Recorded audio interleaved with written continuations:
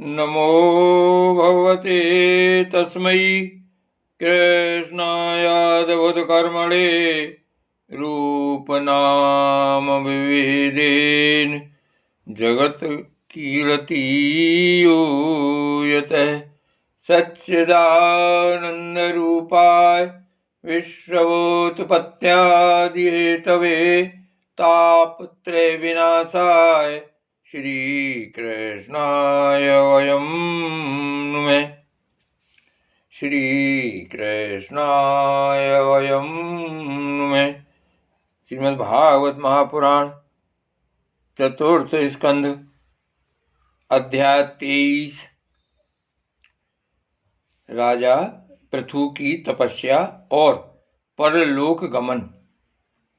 श्री मैत्री जी कहते हैं, इस प्रकार महामनस्वी प्रजापति पृथु के स्वयंमेव अन्नादि तथा पुर ग्रामादि सर्ग की व्यवस्था करके स्थावर जंगम सभी की आजीविका का सुविधा कर दिया तथा साधु जनोचित धर्मों का भी खूब पालन किया।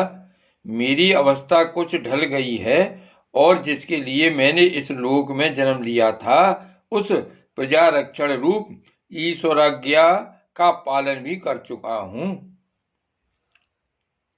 मेरी अवस्था कुछ ढल गई है और जिसके लिए मैंने इस लोक में जन्म लिया था उस प्रजा रक्षण रूप ईश्वराज्ञा का पालन भी हो चुका है। अतः अब मुझे अंतिम पुरुषार्थ मोक्ष के लिए प्रयत्न करना चाहिए। यह सोचकर उन्होंने अपने विरह में रोती हुई अपनी पुत्री रूपा पृथ्वी का भार पुत्रों को सौंप दिया और सारी प्रजा को बिलखती छोड़कर वे अपनी पत्नी सहित अकेले ही तपोवन को चल दिए।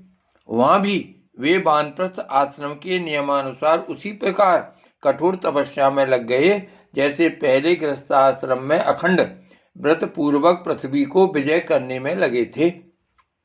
कुछ दिन तो उन्होंने कंदमूल फल खाकर बिताए, कुछ काल सूखे पत्ते खाकर रहे, फिर कुछ पखवाड़ों तक जल पर ही रहे और इसके बाद केवल वायु से ही निर्वाह करने लगे। वीरवर पृथु मुनि वृत्ति से रहते थे। गर्मियों में उन्होंने पंचाग्नियों का सेवन किया। वर्षा ऋतु में खुले मैदान में रहकर अपने शरीर पर जल की धाराएं सही और जाड़े में गले तक जल में खड़े रहे। वे प्रतिदिन मिट्टी की बेदी पर ही शयन करते थे।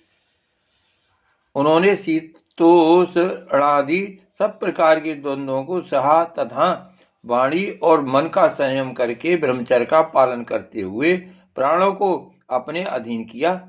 इस प्रकार श्री कृष्ण की आराधना करने के लिए उन्होंने उत्तम तप किया। इस क्रम से उनकी तपस्या बहुत पुष्ट हो गई और उसके प्रभाव से कर्म मल नष्ट हो जाने के कारण उनका चित्त सर्वथा शुद्ध हो गया।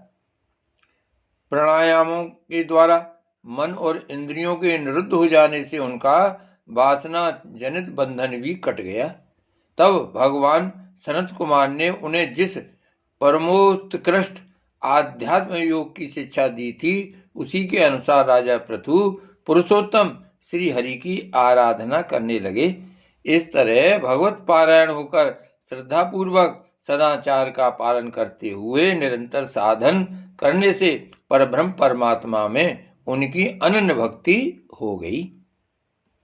इस प्रकार भगवदोपासना से अंतःकरण शुद्ध सात्विक हो जाने पर निरंतर भगवत चिंतन के प्रभाव से प्राप्त हुई इस अनंत भक्ति से उन्हें वैराग्य सहित ज्ञान की प्राप्ति हुई और फिर उस तीव्र ज्ञान के द्वारा उन्होंने जीव के उपाधिभूत अहंकार को नष्ट कर दिया जो सब प्रकार के संशय विपर्यय का आश्रय है।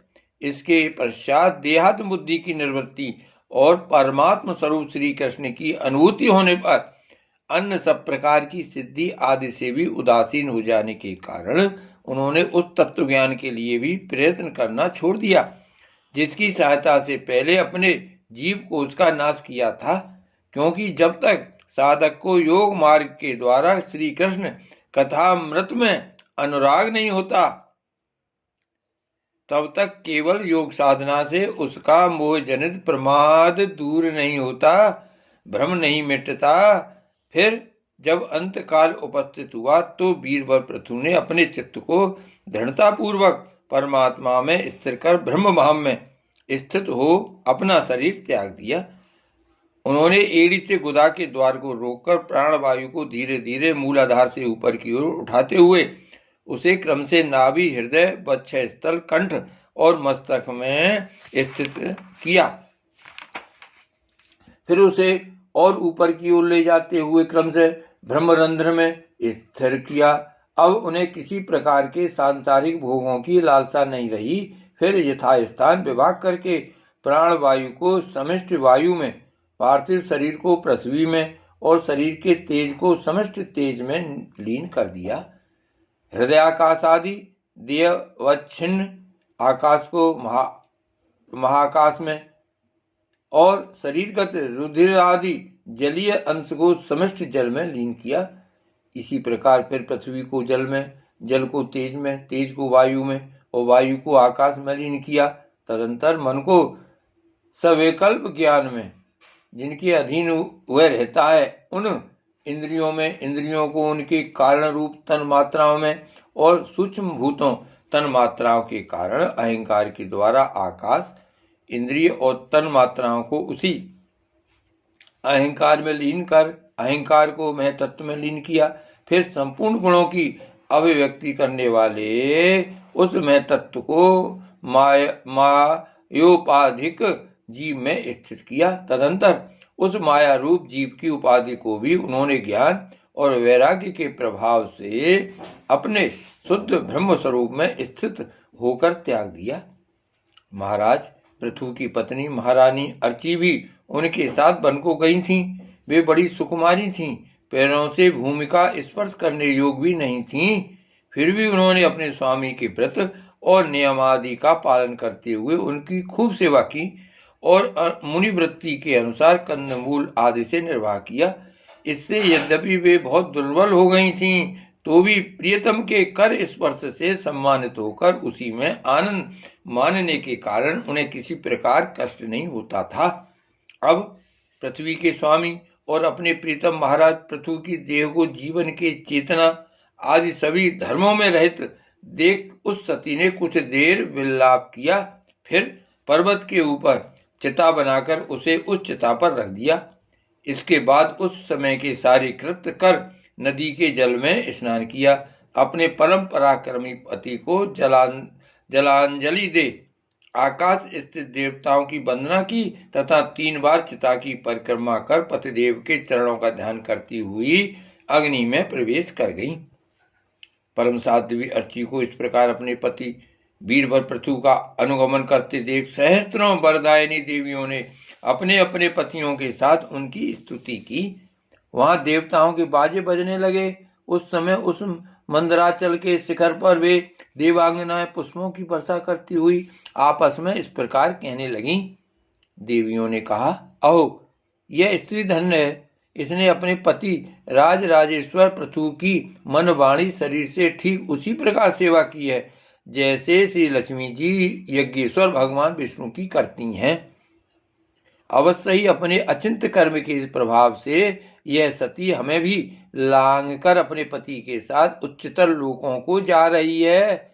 इस लोक में कुछ ही दिनों का जीवन होने पर भी जो लोग भगवान के परम पद की प्राप्ति कराने वाला आत्मज्ञान प्राप्त कर लेते हैं, उनके लिए संसार में कौन पदार्थ दुर्लभ है।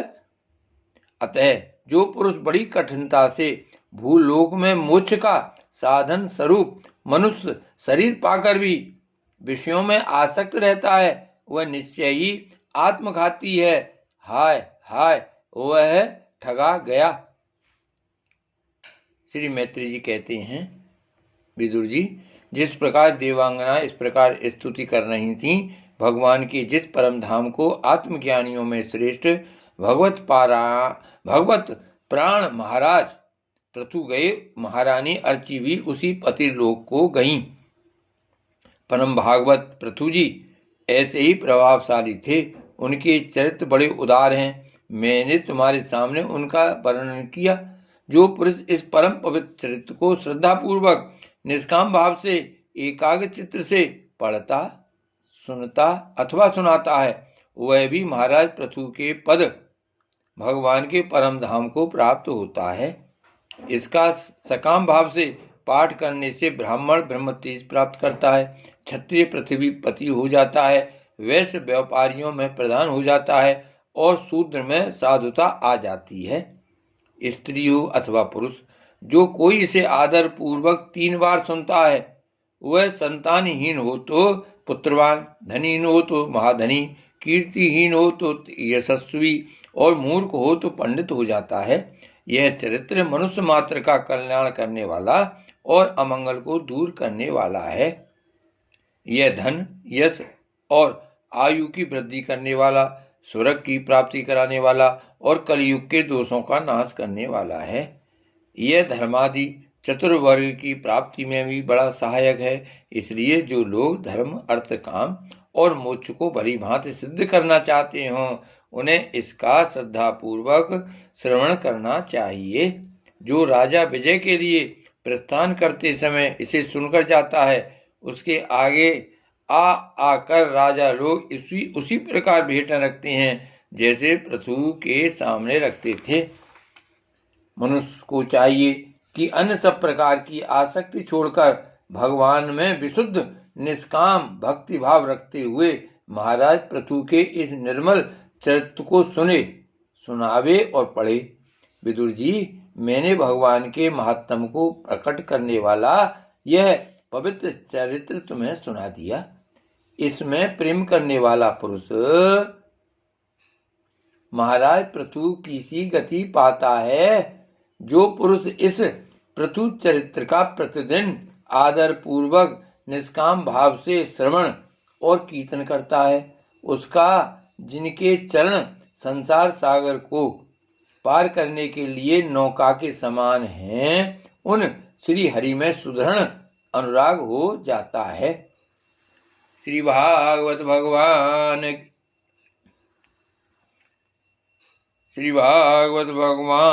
की जय। श्री गोवर्धननाथ की जय। श्री वल्लभाधीश की जय। श्याम स्वरूप श्री यमुने महारानी की जय। परम दयालु श्री गोसाई जी की जय। श्री गोकुलनाथ की जय। जय जय श्री गोकुलेश। जय जय श्री गोकुलेश।